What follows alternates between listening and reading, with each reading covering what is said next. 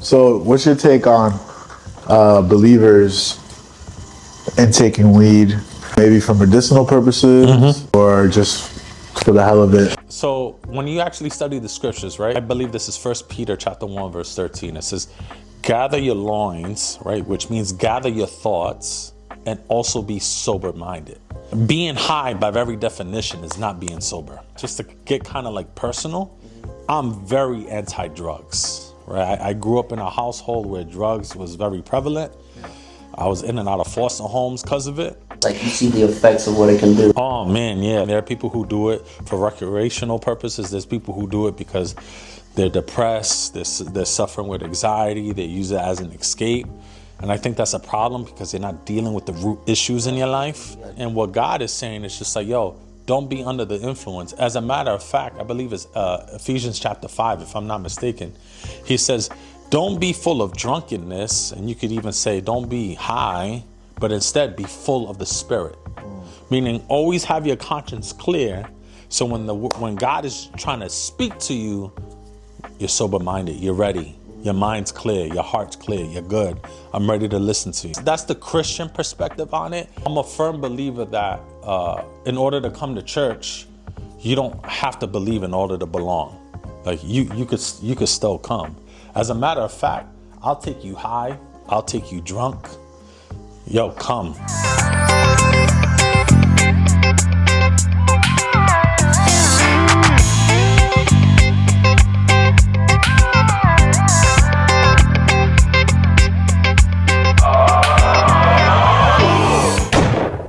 It's the Everything and Anything podcast, where we talk about everything and anything. I'm your host, Frank. I'm your host, Uzi. And we're back with another episode. One more point. Another one. We're going to keep it coming. Today we got a special guest.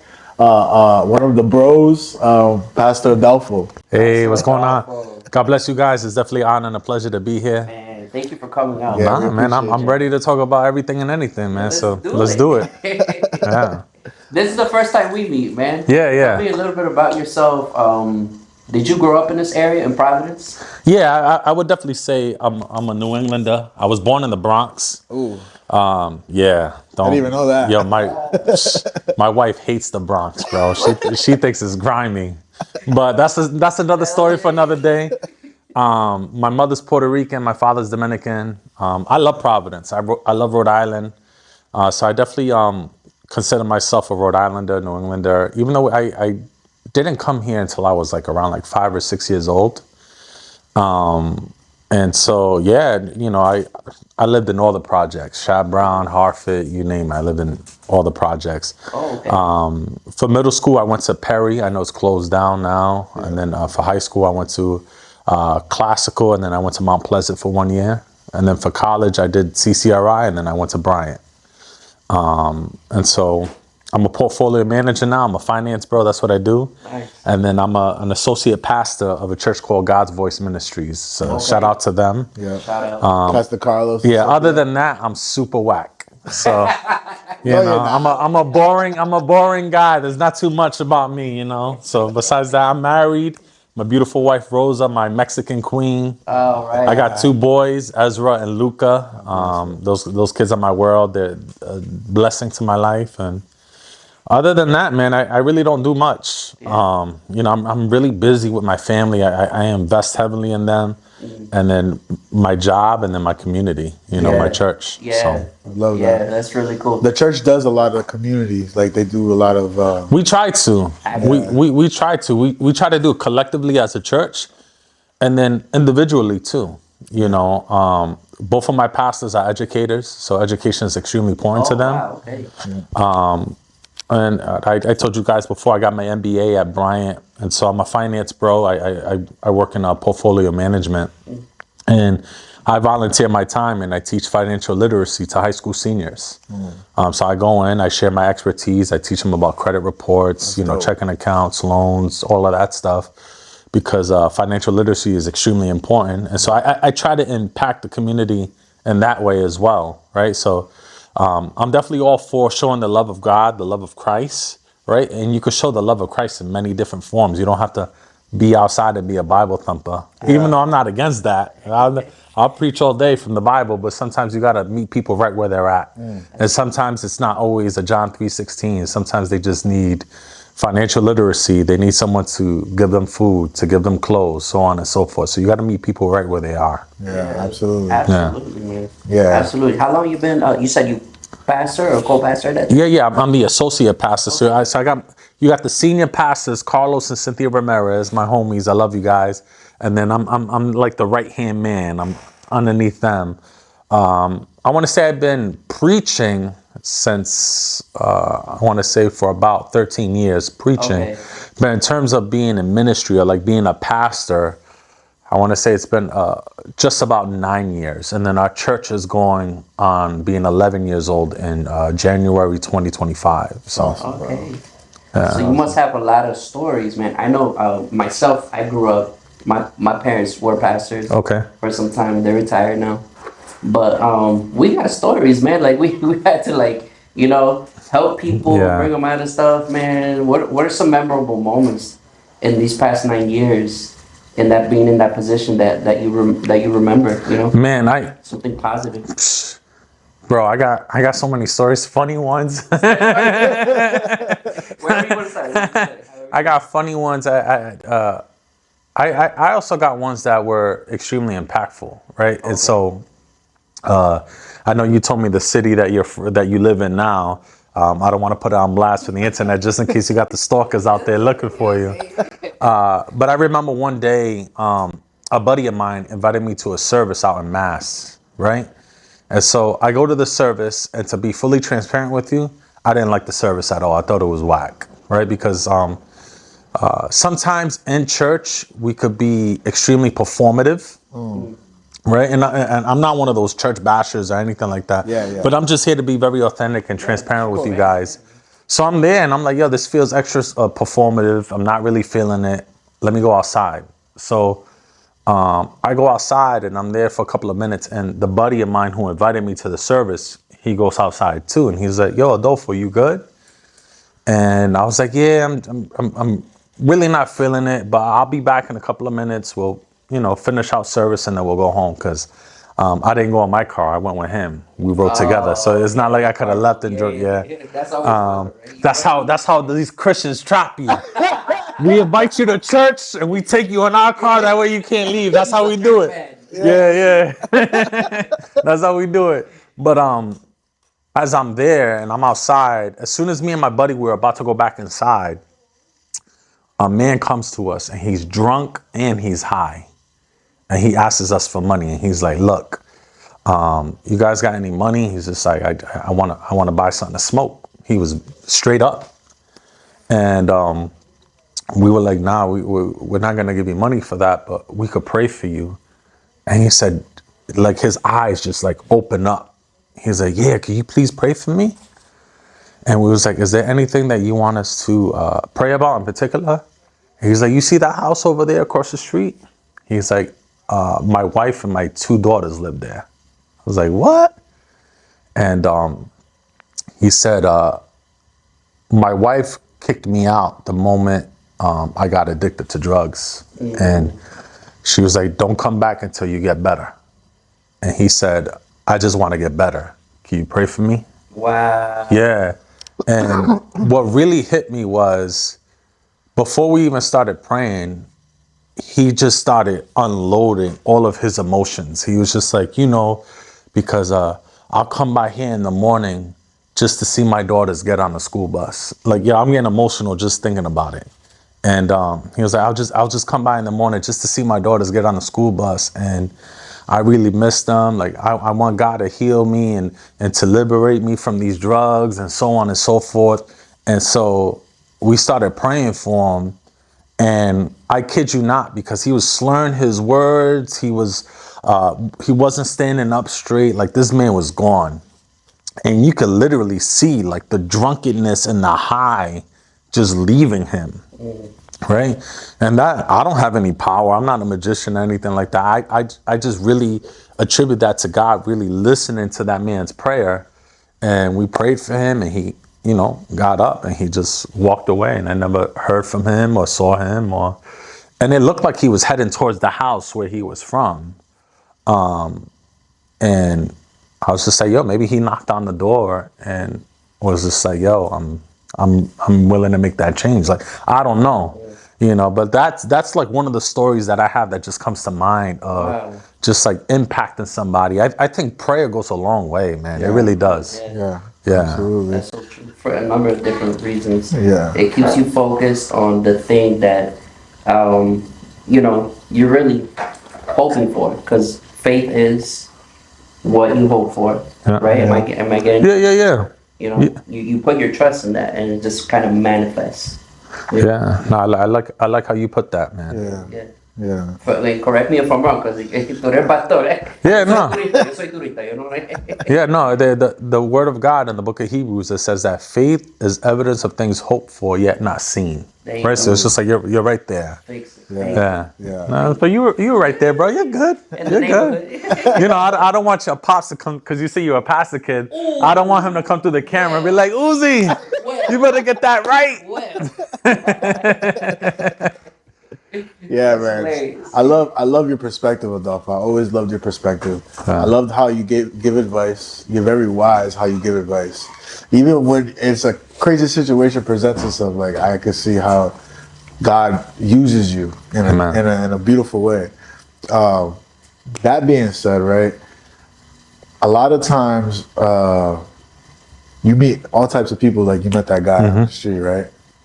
So a lot of times when you meet these type of people, do you ever, like, in your house and in your private time when you're praying with God, like, do you ask God to prepare you for those type of moments, or like always? Always, because I'm not gonna lie to you, there's so many times where I feel inadequate, unqualified, unworthy. That's the humanity. Yeah. Don't forget about, from pastors and people in leadership. It's just like, yo, God, like, why do you want to use me? You know what I'm saying? Like, I'm a nobody. Yeah. Like, why do you want to use me to reach a particular person? And then not only that, like, at the end of the day, man, especially when it comes to ministry, you're dealing with people that have serious issues. Yeah. Right? And you just can't go up there willy-nilly and say, oh, all right, hey, what's going on? Like, tell me about your problems today. Like, no, you really got to go prayed up and prepared.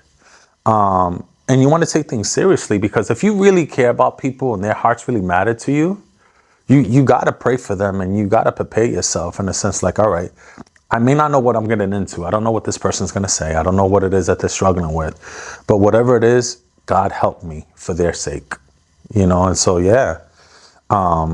there's always times where it's just like, even today, like, I prayed today for this. Yeah. I'm like, hey, God, I'm going on this podcast. I have no idea what Frank or Uzi's going to ask me. I don't, I may have an idea of what they want to talk about per se, but I don't know what kind of questions they want to ask me. Just prepare me. Let me be honest. Let me be truthful. Let me make an impact.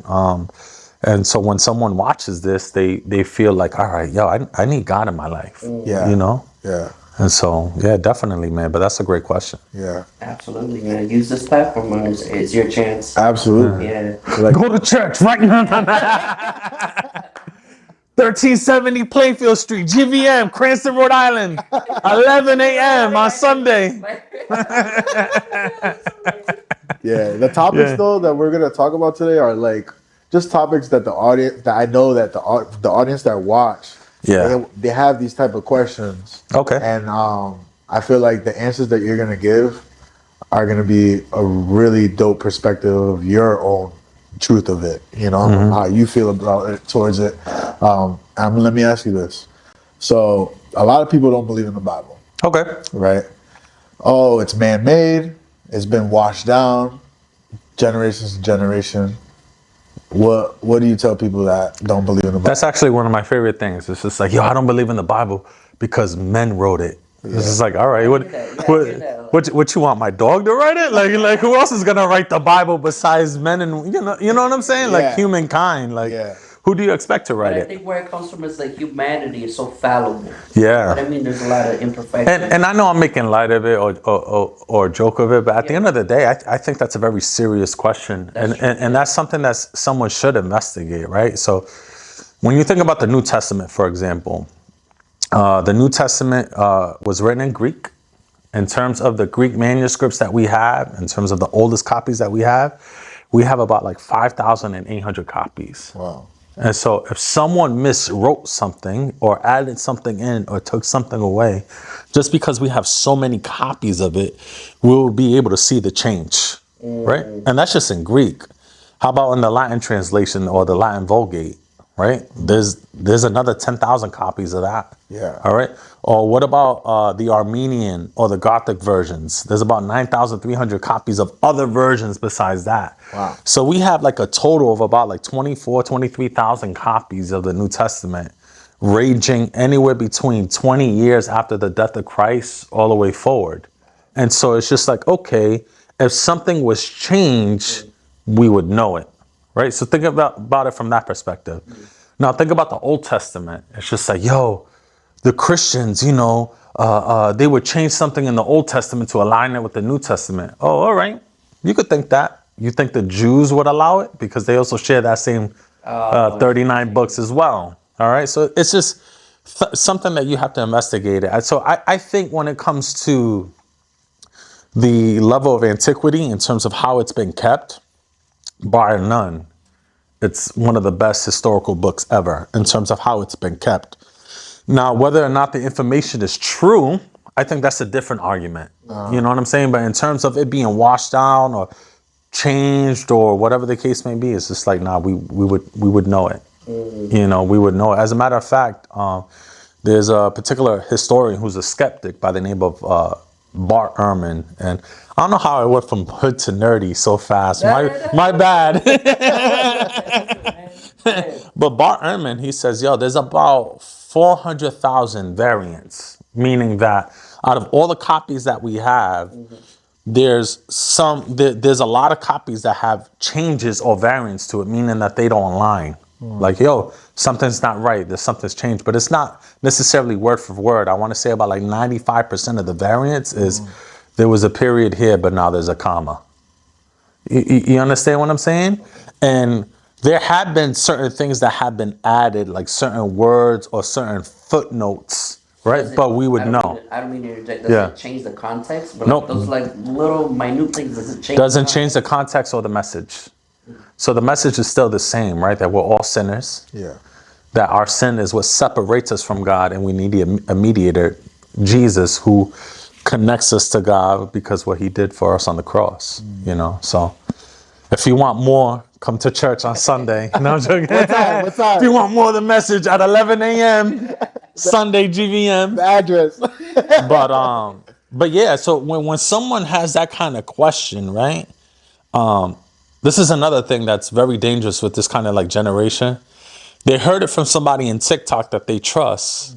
So that's a problem. You know what I'm saying? It's just like, oh, fulano, right, says so-and-so, so therefore it must be true. Yeah. Yo, don't take my word for it. If all the stats that I just gave you right now, don't take my word for it. Investigate it for yourself. Right. Investigate it for yourself, and then examine the evidence. That's all I'm saying. Yeah, examine the evidence. Problem in multiple sectors, not just like the religious sector, but also finance, how people spend their money, real estate. They take like this 30-second TikTok video, and they base their decisions of $50,000, $80,000 decisions on something they saw on TikTok. Yeah, and to me, I think that's wild. And not only that, like, everybody does it. Christians do it too, and this is what I mean. This is what I mean, right? Like, to our Muslim neighbors out there, yo, the Quran, it's been this, it's been that. I personally think the Quran is very, very accurate to what Muhammad taught. Now, what he taught, is it true or not? That's a separate argument. But in terms of it being preserved, in terms of his teachings, I think it's very accurate to what he thought and what he taught, Now, like I said, do I agree with it? No. Are they connected? The Quran, the Bible, and the Torah? No. In a sense of, you'll have some stories that are shared. Because the religions are somewhat intersected, aren't they? So some of the stories are shared, right? And so this is like, just think about like all religions, right? Whether it's Hinduism, Islam, Christianity, some even consider, like Buddha, right? And his religion.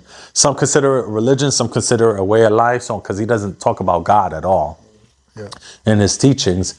But like when you look at the writings, superficially they look alike, but when you look at it fundamentally, they're very, very different.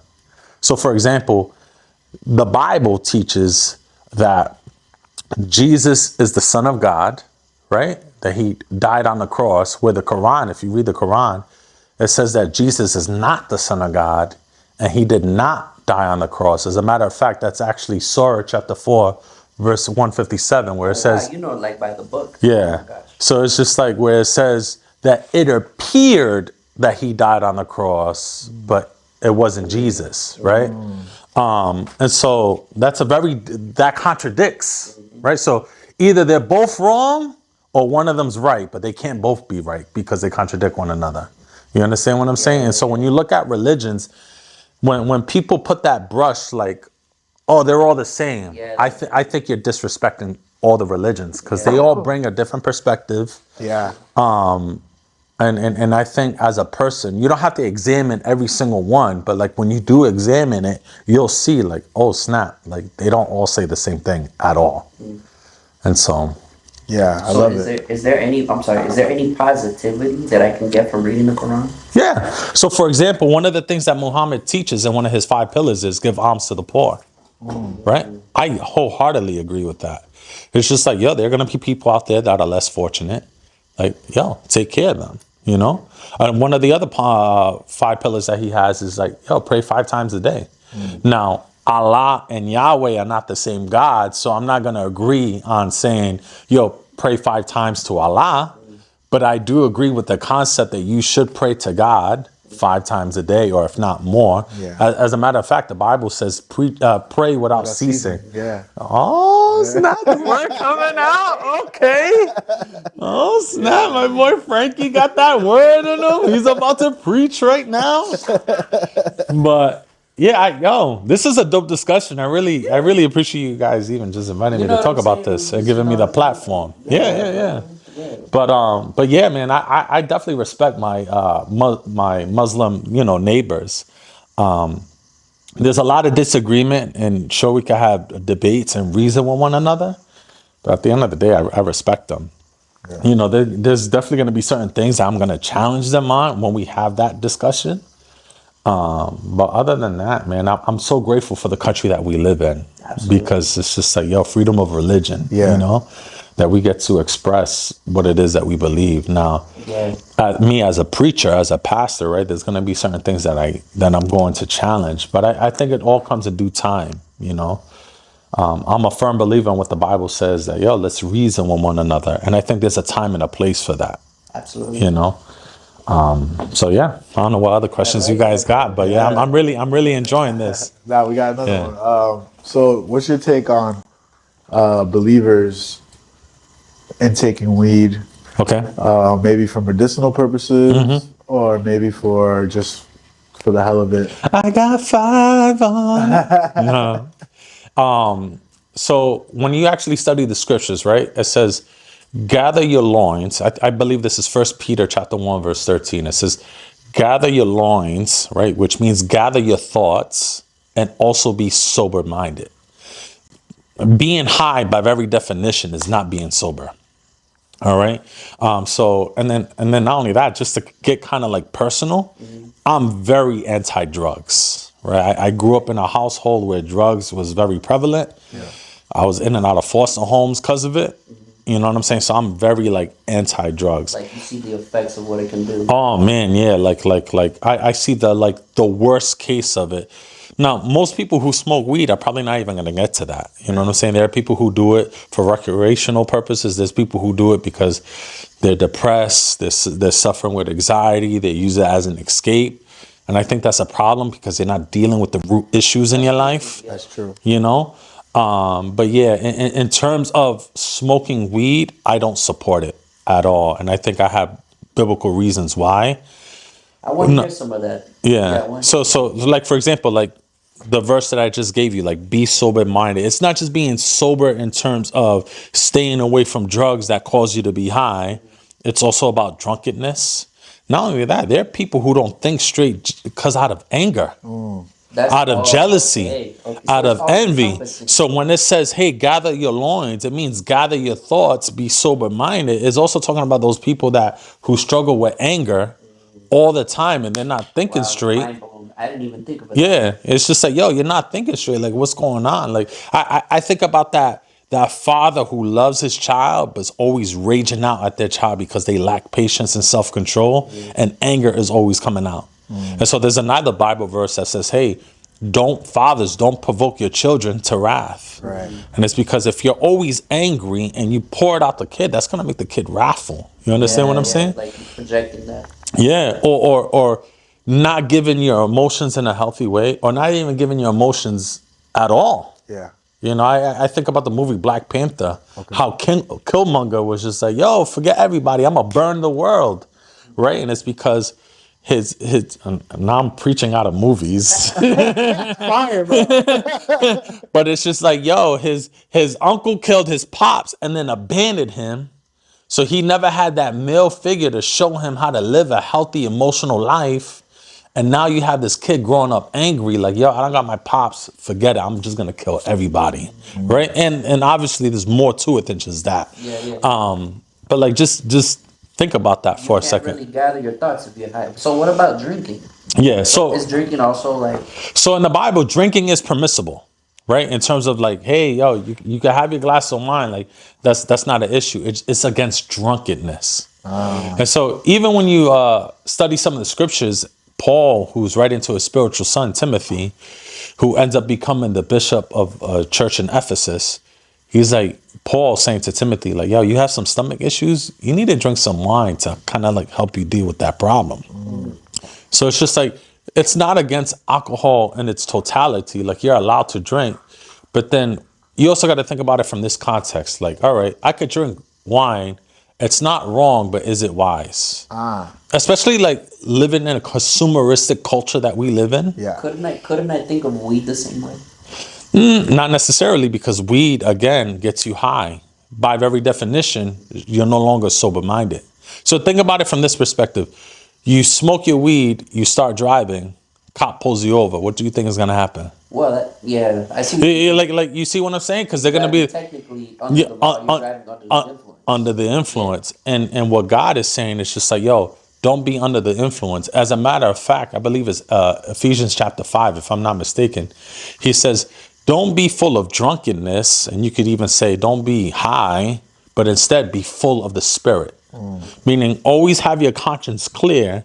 So when God is trying to speak to you, you're sober-minded, you're ready, your mind's clear, your heart's clear, you're good. I'm ready to listen to you. You know what I'm saying? So that's like, that's the Christian perspective on it. I know some people may not agree with it, but that is the Christian perspective on it. That's what we believe. That's what we teach. That's what the Bible teaches. And so with that said, though, I'm a firm believer that in order to come to church, you don't have to believe in order to belong. Like you could still come. As a matter of fact, I'll take you high. I'll take you drunk. Yo, come. You understand what I'm saying? That's different. There's a lot, like, no. I'll take you. I'll take you like that. Come. You know what I'm saying? Because I'm not worried. In the beginning, I'm not worried about modifying behavior. I'm worried about your heart. You know what I'm saying? So come as you are. As a matter of fact, I have family members. Like I said, I living in foster homes. Yo, bro, my parents used to, when my sister would invite my parents to church, yo, they would come to church with drugs in their pocket, ready to get high after service, bro. Wow. You understand what I'm saying? Yeah. And it's just like, yeah, and just like you said, like, yo, but look where I'm at today. Yeah, God used as their son. Really wow, that's positive. You know what I'm saying? I got other siblings that are more powerful than me in terms of like more spirit-filled. They love the Lord. They're more humble than I am. They're more patient than I am. They're more loving than I am. Have you been able to pour into like youth in your walk and your ministry that have come up just as yourself, came from that background, and now they're like very good in church and now maybe in the worship or preaching? Yeah. Well, at my church right now, I'm actually one of the youth leaders. So I co-lead with a brother by the name of Christopher Graham, who's also in education. He loves youth. He has his master's degree. He's getting another master's degree. I feel like there's a lot of educators at GVM. Oh, there's a That's ton. Awesome. There's a ton. And Brother Graham, he's the man. Yeah, I'm 6'3". Brother Graham's like 6'4", 280. He looked like Debo. Oh, man. Yeah, I'll never forget. We were doing a bake sale at the church, and he was the one collecting the money. I'm like, yo, bro, just you collecting the money. We probably got an extra 200 for the youth. Cause like, yo, yeah, you ain't getting no change. Like, but yeah, I co-lead the youth with him, and we deal with different youth from all different types of walks. We do have a youth that was adopted. He was in a foster home. That foster home ended up adopting him, and you know, I feel for that kid. But yo, he loves the Lord. That's awesome. Like you see him at church with his hands up, just worshiping God, and he's tall. He's like 6'3" as well. Yeah. Still in high school, young, handsome kid, and super smart. Like, man, I'm blessed to work with people like that. Yeah, that's definitely a positive, I would say. Absolutely. Yeah, there's a particular song in the church that we sung 2 weeks ago that I love that says, you never reject a broken person like me. You know, and we're always going to welcome broken people, man. Always going to welcome broken people. People who are not perfect. I'm not perfect, you know. Do you think it's bad for church musicians to play secular gigs? Well, it depends, right? It depends. And I love this question, by the way. Because, yo, you looked at me like, yeah. Right? Like, it depends. Like, I really enjoyed one of the episodes that you had with Bubby Lewis, because you could tell that you could tell he's a believer. Oh, 100%. Yeah. And he plays in secular gigs, right? And so one of the things that he said, his dream gig was like Nintendo, like playing for Pokemon. Like, I don't think that's an issue, right? Or if someone that I know is just like, hey, I'm playing at a restaurant and they play jazz music, right? And I play that. I'm playing my little jazz music while the customers are eating their filet mignon. I don't think that's an issue, right? But then it could become an issue where it may not necessarily be wrong, but is it wise? And I'll give you an example. Let's say I'm the drummer, because I'm not gonna use Frank this time, because let's say I'm the drummer, and I killed the set, and Frank visits my church for the first time, and then he comes up to me. He's just like, yo, bro, yo, you killed that worship set. Yo, you're a beast of a drummer. Like, yo, do you put out any music? Have you worked with anybody? Do you play anywhere?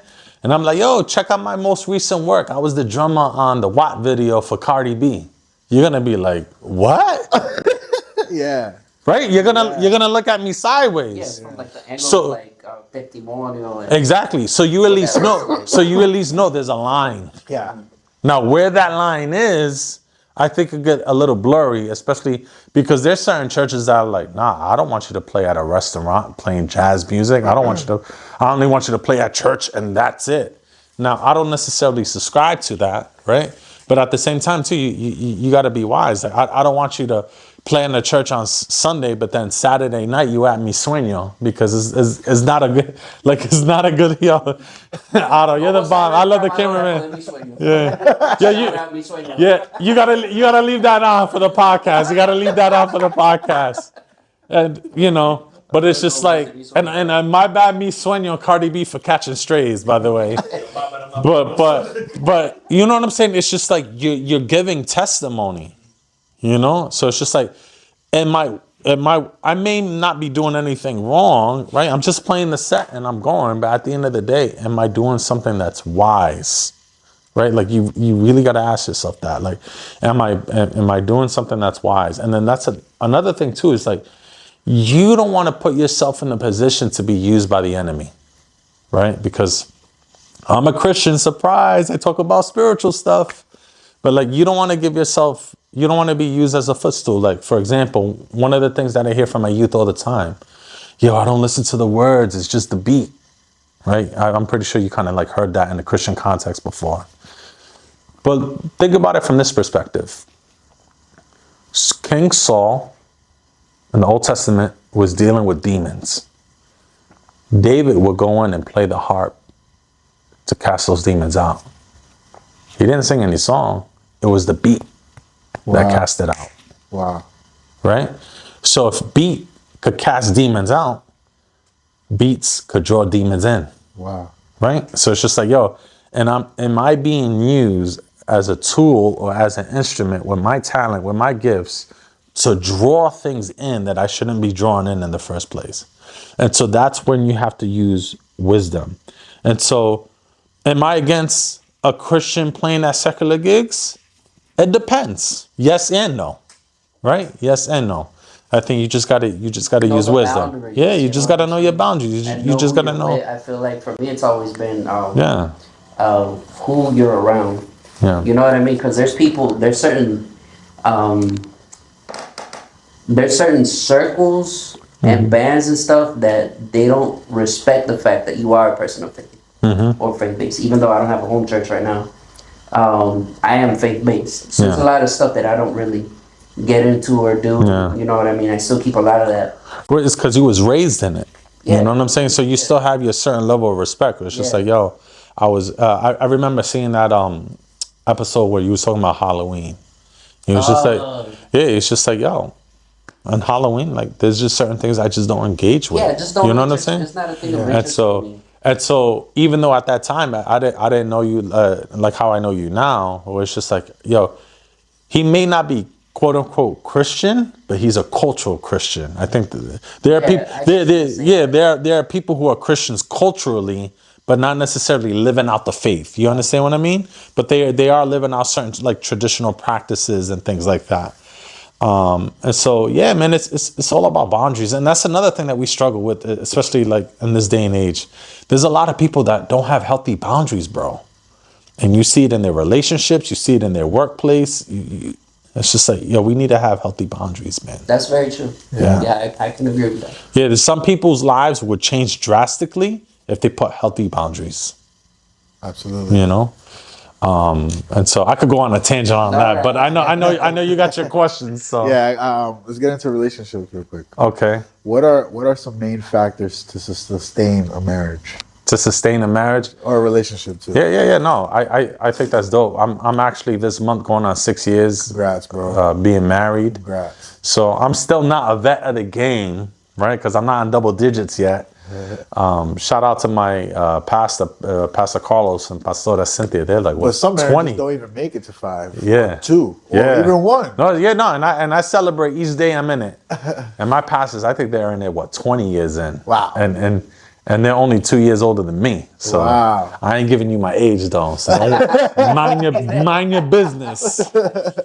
But I think there's a lot of things, right? You'll be surprised how many relationships lack kindness.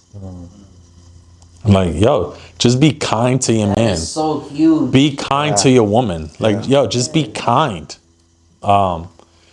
Communication is another big one. You know, I know it's something that's mentioned all the time. Like, yo, you got to communicate with your partner. You'll be surprised how many people don't communicate with their partner. You have to have healthy finances. So, me and my wife, we share everything. She has passwords to all my stuff. We have joint accounts. She knows how much money is in the bank. She knows how much I make. I know how much she makes. Let's say she didn't work, because she does. My wife is a career woman. But let's say my wife, Rosa, didn't work, and I'm the one who made all the money, and let's say I get $2,000 a week in the account. Well, that $2,000 is not my money. It's our money. Gotcha. She has right to every single penny, even though I'm the one who put 40 hours in. There's some relationships that don't have that, right? And when you don't have that, good luck. I'm not saying that your relationship is going to fail, but it's just like you have to have that level of trust. Yeah, because you're still functioning at a single area if you're not sharing your finances. Another thing is you got to make sure that you continually go on dates. Keep the spice going. Yeah, and have sex like continuously. Like you'll be surprised, right? Like when I like counsel people, when people are not married, meaning that they're in a relationship but they're not married yet, they can't keep their hands off one another. It's just like, I gotta have sex all the time. But then when they get married, it's just like they don't have enough sex. So there's this saying, it's just like the devil wants you to have sex with your girlfriend all the time, but he doesn't want you to have sex with your wife at all. Wow. And you actually see that in relationships. And it's just like, no, like, yo, to all my married couples out there, even if you got to schedule your sex time, you do it. Because that's... What does the Bible say about that? Like what? Any scripture based on that? Sex and marriage? Yeah. So, like, for example, there are particular verses, right? In 1 Corinthians, you would actually find it where it says, husbands, your body belongs to your wife. And wives, your body belongs to your husband, right? And I think, and it also says, don't refrain or don't withheld having sex with your spouse. Like, if they want to have sex, like, even though you may be tired, even though you may not feel like it, so on and so forth, like, have sex with them. Now, don't get me wrong. There are going to be days where it's just like, yo, I really, really, really don't feel like it. I'm really tired. I'm sick, or it's the time of the month, or whatever the case. Like, yo, you respect. Yeah. You know what I'm saying? Respect. So yeah, the Bible does talk about that. But like, there are couples that, yo, if you feel like you and your partner are not having like sex enough, like, yo, schedule that time with your spouse. If anything, like, schedule it once a week, something. But you have to. There's something so. How could I put this? In church, we always talk about sex as a bad thing. Yeah. You know, it's like it reminds me of that movie. Yo, don't have sex, you're gonna die. Don't have sex, you're gonna have an STD and HIV and you're gonna die. Like, but no, like, sex is a beautiful gift from God, man. It really is. In marriage. All right. But in its parameters. Yeah. Right? And so you got to look at it from this standpoint. It's not like fire. I know a lot of Christian pastors use this example. Some people think it's corny. I like the example where it's just like, yo, fire in the furnace, beautiful. Fire on your roof, not so beautiful. And sex is a lot in that way. Yeah. You know? And so you gotta have that intimacy, like, because that's when you really, like, yo, you know a person in such a deep, profound way, you know, when you have sex with that individual. And there's gonna be moments where it's pleasing. Like, sex is always pleasing, don't get me wrong. There's gonna be moments where it's just like, yo, I'm just doing it to physically please myself. I gotta do this. But then there's other times it's just like, yo, no, I'm bringing that closeness, you know? And I think that's so key. And I wish that in churches, especially in America, we talk about sex more. Like, we need to. I agree. You know, because I know we always attack it, and I understand it, because especially like living in America where we live in a hyper-sexualized culture, and I'll go in a little explanation of what I mean. Mm-hmm. In our country, we got a lot of things twisted or perverted in the sense that, yo, I'll give you my body before I give you my heart.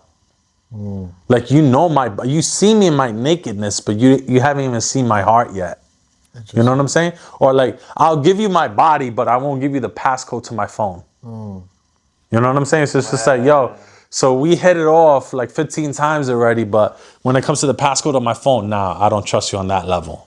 It's like, don't you see the twistedness that, you know, that we have things so messed up, man. Like, we just need to realign, get things back in order. And so, yo, even the cameraman's just like, yo,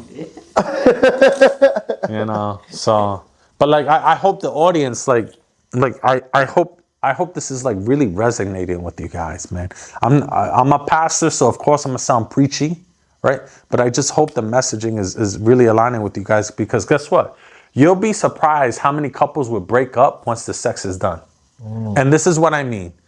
If you really want to know whether or not you really love that person, don't have sex with them for 30 days. You'll be surprised how many people are like, damn, yo, this, like, once they don't have sex to offer you, it's just like, yo, this person is whack. Like, once you really get to know the individual, it's just like, all right, you take sex out of the picture. It's just like, yo, I don't really like you like that. We don't connect like that. We're not as close as I thought we were. The only thing that's really keeping me here is the sexual relationship, and that's it. You'll be surprised how many people are in that and they don't know it. Wow. So for all my non-Christian listeners out there, love you guys. Wish you well. If you really want to know you and your partner are working great, yeah, don't have sex with them for like a few weeks, and just see if they have anything to offer you. Mm. You know, I like that challenge. Yeah, and then once you get married, have sex as much as you want, and make sure you have a lot of it. You know, so. So real quick, you touched earlier on a little bit. You touched a little bit on mental health. How do you feel? I don't know how I'm going to connect these two. I don't know how I want to say this. How do you feel about men's mental health in 2024? What are some things that you can give? What's some advice that you can give men in all walks of life, just in a general sense? The suicide rates of men. Let me add on to that. Suicide rates for men are You'll high. be surprised. Well, not surprised because you guys are men, but I'll let you finish. Go ahead. Also, I'll follow that up with how do you feel about, in this day and age, how men are being demasculated? Yeah. I was saying the words "you'll be surprised," but you won't be surprised because I'm talking to two men. They just don't identify as men. They are men. Right? But there's so many men out there that feel alone. You know how many people lack community? That's why I think church is so important. Like, there are men out there that simply just need friends. Like, you know what I'm saying? Like my pastor's son, Jarius. I love that kid to death. I call him my nephew, even though he's not my nephew. But he is my nephew. He's just not my blood nephew. I was telling Jarius the other day, because he's 18, he's in college, and I'm like, yo, one of my prayers for you is just to have someone that you could call brother. Because he has a sibling, he has a sister, but he doesn't have any blood brothers. But even then, I'm like, yo, I want you to have a friend that you could call brother. And there are a lot of men that lack that. And so it's just like, one of the things that could help a man in his mental health is having community, having a brother or a close friend. A second one is health, like just physically taking care of yourself. Like going to the gym, I think is something that's extremely important. Yeah. Reading is extremely important because your mind, man, let's just put it like this. I teach this at my church. There's no way that you could be spiritually well and emotionally or mentally unstable, right? And one of my mentors taught me that. Like, you can't be spiritually well and then emotionally unstable. And so you got to make sure that you take care of your mind. Like, your mind is one of your prized possessions. It's a beautiful gift that God's given you. You got to make sure you take care of that. So what you watch, what you listen to, what you read, all of those things are extremely important. Yeah. Another thing that I want to mention too is just like Proverbs 4:23. It says, above all else, guard your heart, for it determines the course of your life, right? And you talk about men like with suicide rates, right? So what the Bible's teaching there is like wherever your heart goes, the rest of your life follows it. And so if your heart is in despair, guess what? Your life is going to end up in the same way, right? So it's just like there are moments where you got to check yourself. And then most importantly, and we don't talk about this enough, not just in church, but especially like us Latinos, right? Shout out to my Puerto Rican and Dominicans out there. I'm half and half. And my Mexicans, because my wife's Mexican. But like, yo, some men need to go to therapy. Like, you need to go to therapy and you need to have conversations and you need to deal with the trauma. And some people just need that professional help to deal with the ball of yarn that they have in their head and unravel it. And so I think that's something that's extremely important as well. It's just like, yo, use the resources that are around you, man. Yeah, you are not a lost cause. And who's watching this feels despair. And you're not alone. You're not alone. You're not a lost cause. Yeah, you're not a lost cause. Like, I say this a lot in because we were talking about marriages before too. It's just like, and this is to the women specifically. It's just like, you want to know how you can help us men? Listen to this advice right here. Women are pros at deconstructing a man. You're good for nothing. You're not good at this. You're not good at that. You need to be better at this. You need to be better at that. You need to work on this. You need to do that. But when it comes to constructing him, they're horrible at it. And if we're made in the image of God, there are certain things that draw us. And what's that? Praise. Right? If we're made in his image, we're going to be attracted to some of the things that he's attracted to. And praise is one of them. Yo, sometimes just telling your guy, yo, you did a good job today, baby. Right? He doesn't need to hear your criticisms every single day. Sometimes you just need to congratulate him and say, yo, yo, man, you changed the oil in that car, yo, you're a beast, yo. I didn't have to go to Jiffy Lube to change that. My man did that. Like, all right. Yeah. You know, yo, just give him that praise. Like, that's so necessary because we all receive love in different ways. Some men is physical touch, some men is gifts, some men is quality time. But for a lot of men, it's words of affirmation. They're just waiting for that affirmation, for that approval. Yeah. And then last but not least, to all my fathers out there, right? I'm a father of 2 boys. It's just like, be a good father to your children, right? Be a good father to your children. You being a role model, the way that you are, the type of impact that you have on them, you can't explain with words, man. And so I'm grateful that, especially in this day and age, you're starting to see a lot of good fathers like stepping up. And we need more of that. You know, so those are some of the things that just come to mind off the top of my head. I know this is more of a conversation than anything else, but yeah, you know, yeah. But like, ladies, we need help. We need your help. Absolutely, right? Yeah. Absolutely. And I want to add to the therapist part too. Like, growing up in a Christian household, they always used to tell me, you don't need a therapist. Or even against it. Yeah, you need God. Yeah, or you need to go to God. You don't need to go to therapy. And that's the thing with, unfortunately, sometimes as Christians, we tend to super spiritualize things. Now, I believe in the supernatural. Trust me, I wouldn't be a pastor if I didn't believe in the supernatural, if I didn't believe in demons, angels, miracles, so on and so. I believe in all of that stuff, but sometimes we take that to the extreme where it's just like, yo, you just need to pray it away. You don't need to see a professional. It's just like, no, sometimes God uses the doctor to take away the things that you're dealing with. You understand what I'm saying? So it's just like, no, there are moments where we need to seek that professional help. And one of my mentors puts it like this. He used to say, yo, therapy, people don't go to therapy because they're crazy. People go to therapy to keep them from going crazy. Like, yeah, so it's just like, before we get to that point, it's just like, let's seek help. And I think it's just something that's extremely important. And I know we're making mental wellness, we're being more aware of it. But it's one thing to be aware, it's another thing to put into practice. And we need to put it more into practice. When you're dealing with people, especially like in a community, and community is messy, bro. Yeah. It's not always going to be perfect, you know? So you're going to be dealing with imperfect people. But man, I really plead for people like, yo, look for God, come to church. Church is extremely important. And then could I add one more thing to that? I know I'm going like on a tangent. No. Right? Because what's becoming very popular within our culture too is just like, yo, I don't need to go to church. I have my relationship with God, right? And so usually they're talking about God in the Christian perspective. Like, yo, I got my relationship with Jesus. I don't need to go to church. I was like, okay, let's unpack that a little bit, right? So the Bible describes church in many different ways. It describes it as the body of Christ, his royal priesthood, his chosen nation, his beloved, so on and so forth. It also describes the church as his bride, right? So let's put it like this. If someone says, yo, I'm cool with Adolfo, but I hate his wife, I'm going to promise you, you and I ain't that close. You understand what I'm saying? Yeah. So in the same way, it's just like, yo, you claim to love God, but you hate his church.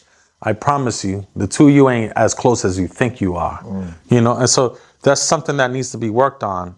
However, I'm not dismissing the fact that people go through church hurt too. Yeah. You know, church hurt is very real. Like, people go through some stuff. Like, pastors are going to let you down. Leaders are going to let you down. Members are going to let you down, so on and so forth. It's just like, but don't quit on the church. You know, don't quit on the church. So, but yeah, those are some of my thoughts. I know you got more questions. I don't want to go on more tangents. I love that. Hopefully you ask me what's my favorite anime. I want that Bobby. I want that Bobby Lewis treatment. Nah. We will. Nah, I'm messing with you.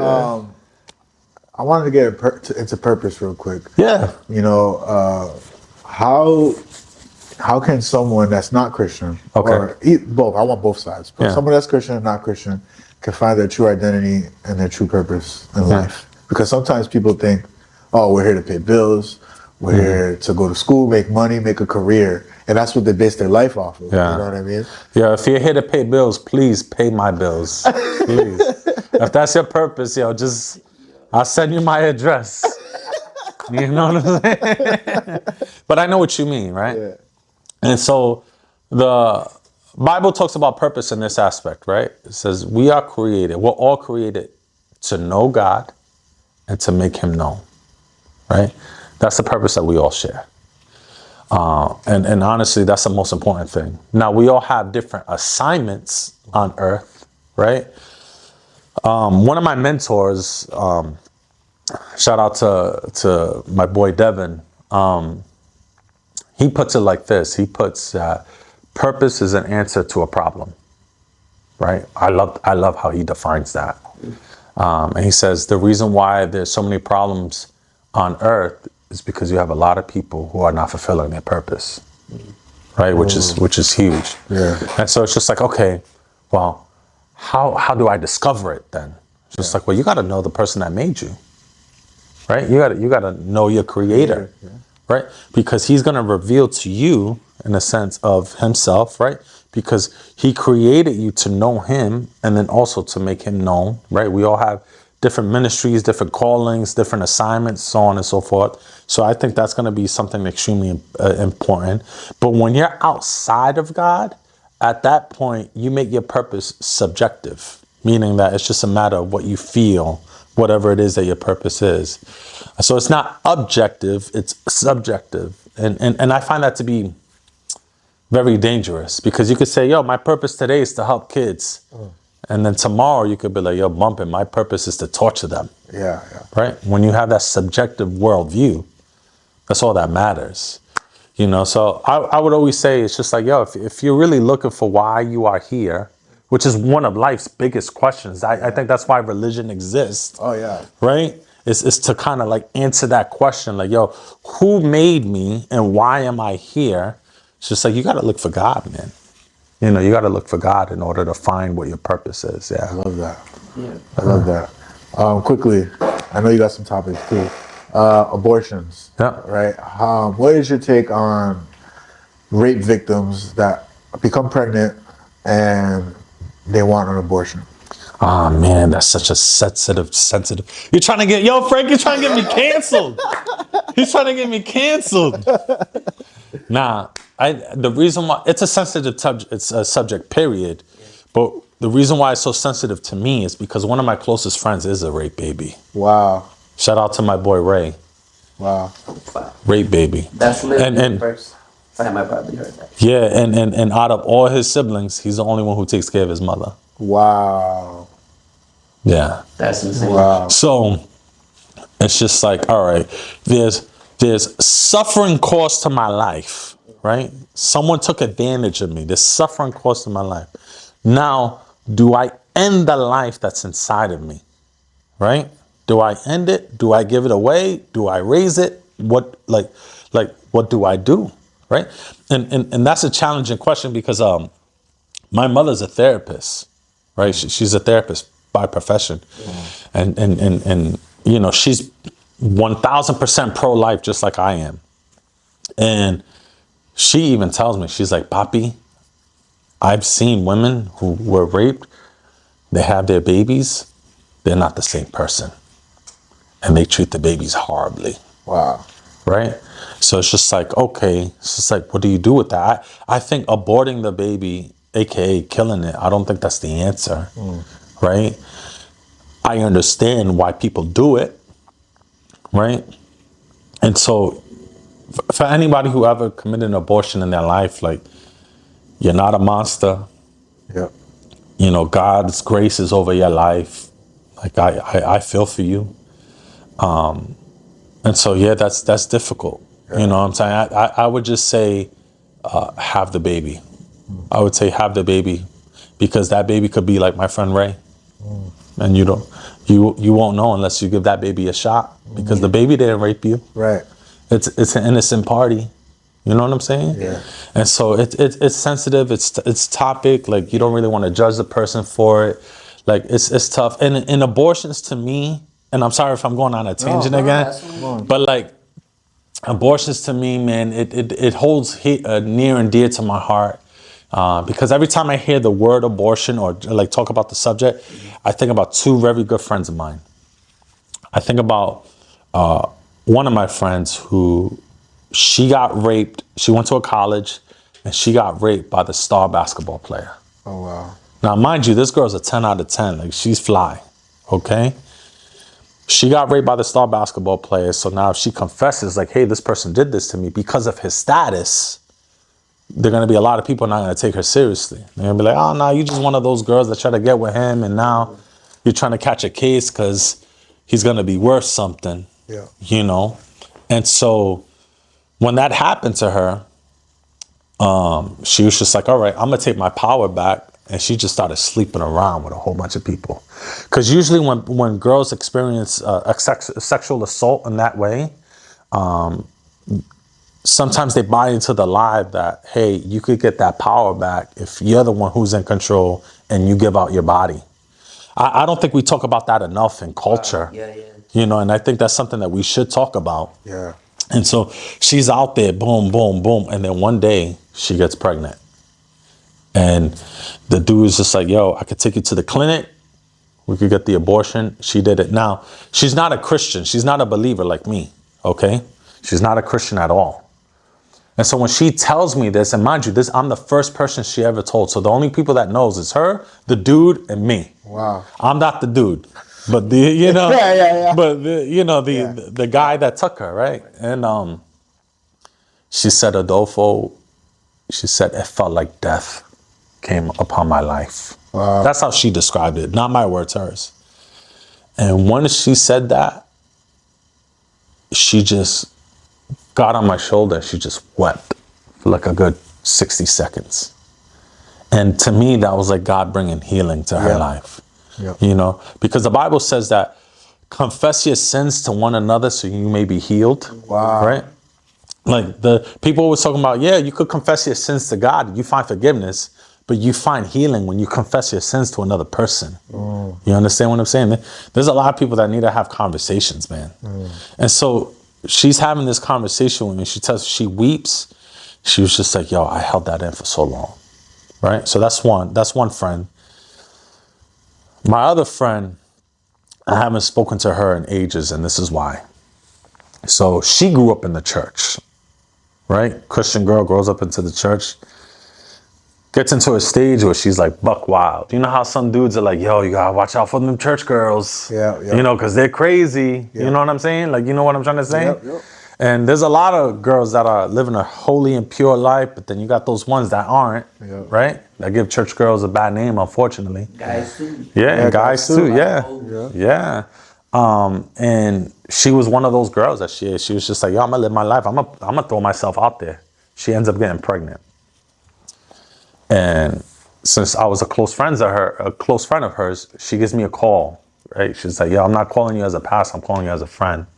I'm pregnant and I'm on my way to the abortion clinic. I need you to talk me out of this. Wow. Yo, so I'm there and I'm like, if you only like, and I didn't have my kids yet.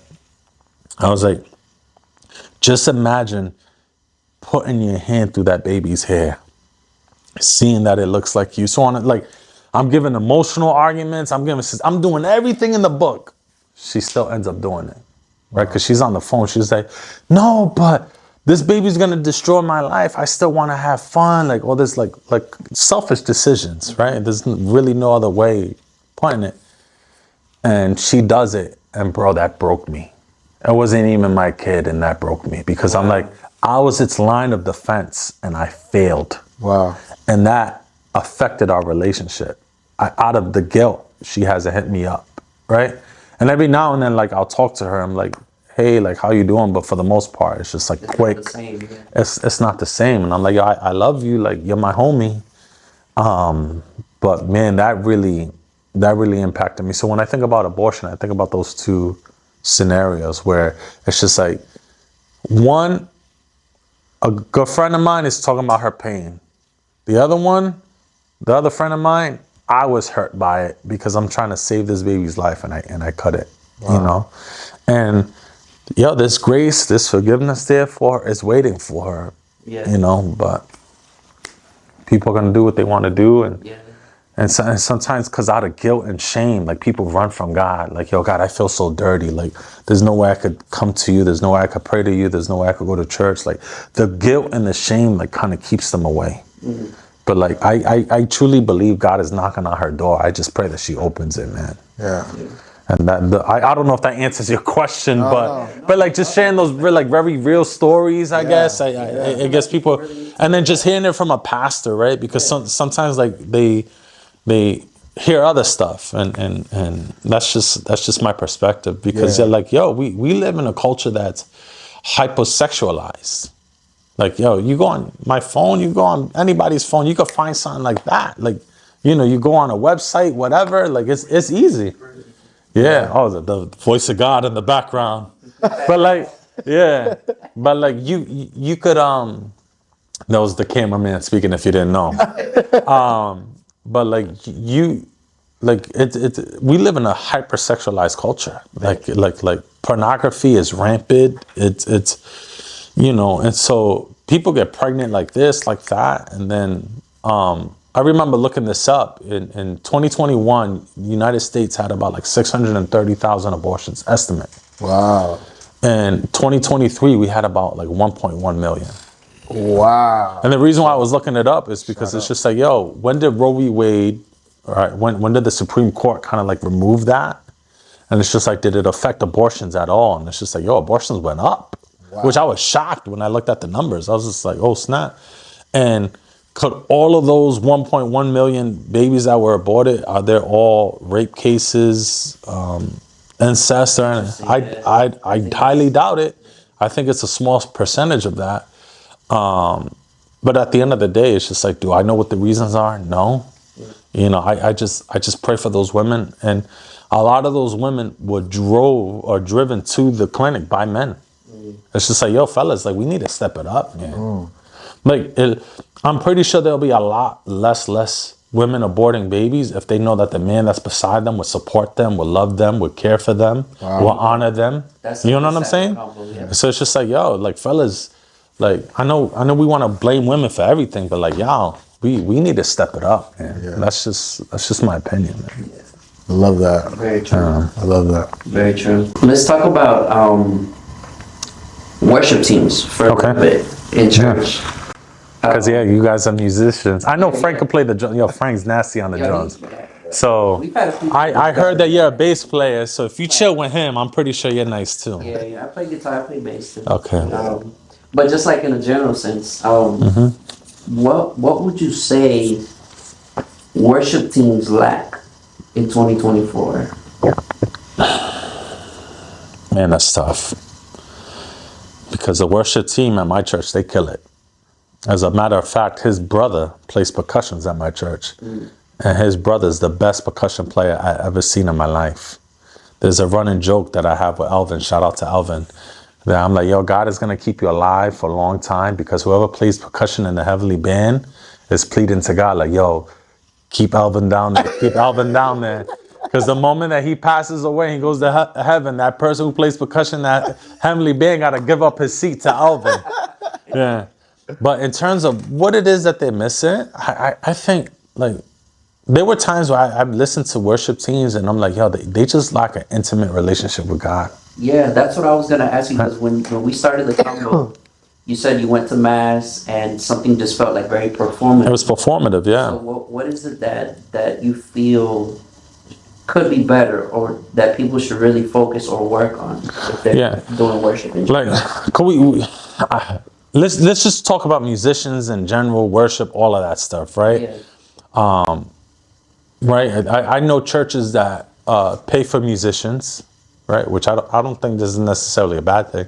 As a matter of fact, I think if churches could afford the budget of putting their musicians on salary, I think they should, right? Because I think about, especially from this context, you go in, you practice all of these hours, right? Sometimes you got to bring things down, you got to build things back up, you got all this, that takes time, that takes work, that takes effort. I think if a church could afford it and they could pay their people that, amen.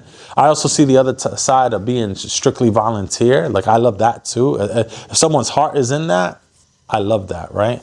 But this is where the issue comes, right? So this is one of the other things that I feel like some worship teams or people are missing, is sometimes we invite musicians out of talent and not necessarily out of connection with the Lord. And this is what I mean, right? It's just like, all right, I'm going to invite so-and-so to play the guitar because he's nasty. But then he's not living for God. And so think about it from this perspective, right? Worship is not just praise, it's a heart posture before the Lord. Gotcha. And so if you're leading the people in worship to have a certain heart posture, but then your heart is not postured in that way, that's bad leadership. I like that you highlighted that too. Yeah. Yo, don't close this podcast out without asking me my favorite anime. Okay. Top five favorite animes. Top 5. My number 1 is Hunter x Hunter. Okay. Number 1. I love Hunter x Hunter. Oh, my mic fell. That was the mic drop right there. Hunter x Hunter is number 1. I would say the other ones are no in particular order. I love Demon Slayer, especially like the animation. And maybe it's because I'm biased, but anytime I see demons getting clapped, yeah, I'm a cheer. I'm a cheer for that. Rurouni Kenshin, aka Samurai X, love that. Anything Dragon Ball Z, Dragon Ball Super, Dragon Ball Dama. Somebody to say that. Yeah, always. Goku is the most well-known animated character of all time. Even my Puerto Rican mother knows who Goku. My grandmother, who's 84, she knows who Goku is. Yeah. And then, oh man, there's so many I love. And this is number 5, but there's more beyond that. Yu Yu Hakusho, Bleach, Inuyasha. Oh my God, I love you. 86's, that joint was phenomenal. My Hero Academia is another one that I really enjoy. Kaju number 8 is another one that I extremely enjoy. Full Metal Alchemist Brotherhood is phenomenal. Probably one of the best written ones of all time. I love that joint. I'm not into One Piece. I've probably seen like 70 episodes, but I'm not into it like that. But I do got to catch up. And then one of the next, I love Attack on Titan. That joint is fire. I love that one. The next one I'm actually gonna start watching probably tomorrow is Vinland Saga. Okay. That joint is dope. But yeah, I'm a pastor who loves anime. Don't judge me. I'm multicultural. You can't put me in a box. I love a whole bunch of stuff. Love it. Awesome. But yeah, it was definitely a pleasure and an honor. Thank you guys so much. Thank you for being used by God. Thank you for letting God shine. Yeah, next time you want me to come through, and even if you have like more guests and we could talk about everything and anything. We love that. We love that. Thank you again, brother. We appreciate you for real. Where can they find you? Where can they see your platforms and stuff like that? Yeah, so I'm on Instagram. So my full name is Adolfo Pichardo Jr. Mad Dominican. Right, that's actually my IG name, Adolfo Pichardo Jr. No spaces. Or you can find my church at God's Voice Ministries on IG. So you could definitely follow us there. Or you're more than welcome to come to one of our services. So we're at 1370 Plainfield Street in Cranston every Sunday at 11. But be there by 10:45. I would love to meet and greet, talk to you guys. If you have any questions about faith or anything like that, don't hesitate to hit me up. And last but not least, I do have a book out. Okay. The children's book. Yeah, I got a children's book. I was going to ask you about it. I'm sorry. Yeah, no, it's all good. For ages 3 to 6, it's called Ivan Visits the Silly Safari. And it just talks about the differences that we have within each other and just embracing those differences. And so I won't necessarily call it a Christian book per se, but it has Christian principles. I love that. It's just like, just love your neighbor, even though they look different from you. And you recently went to a school and read the book, right? To children? Yeah, I went to my son's school, and there's awesome. a few other schools I've been invited to as well that I'm going to be going. So, love you guys. Thank you so much for listening to us, and it's been a pleasure. Yeah, bro. We pray for prosperity and your books and everything that you do, Adolfo. We appreciate it. Thank you, man. Absolutely. We appreciate you. Thank you for watching. This is the Everything and Anything podcast, and we out. Yeah. God bless.